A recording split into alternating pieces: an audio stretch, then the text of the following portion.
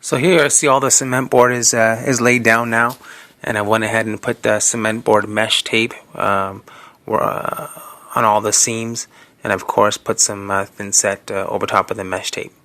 Let it dry, and now I'm going to start tiling the floor.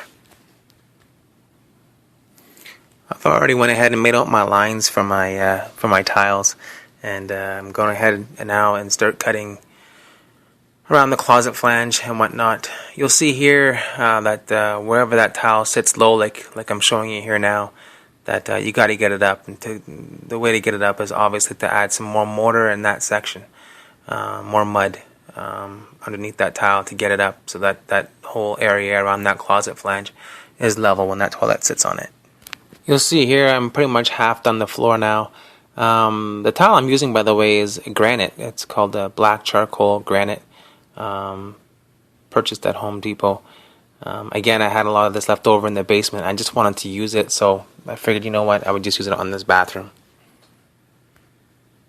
You can see I went ahead and just cut around the vent, the heater vent.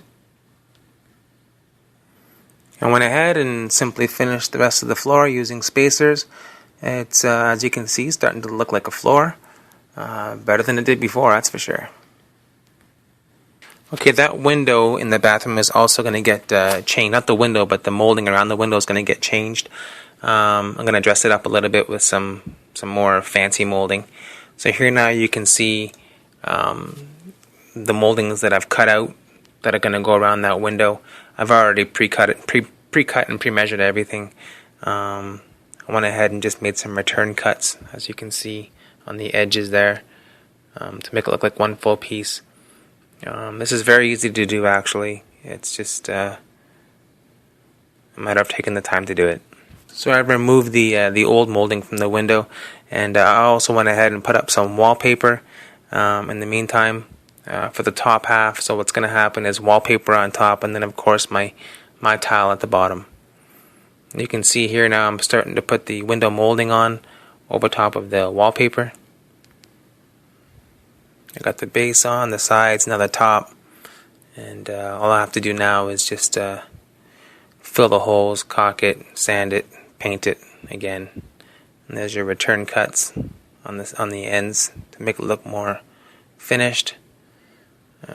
All those nails will be punched in and filled and sanded and painted, of course, so you won't see it. And here's a look at the wallpaper. I went ahead and put in a new vanity light, and of course changed out the light switch to a dimmer, and changed the plug-in also from an old yellow one to a white one. So I got a nice white switch, a nice white plug-in, and a brand new light on a dimmer. And I also went ahead and got a new mirror, an oval mirror, put that in.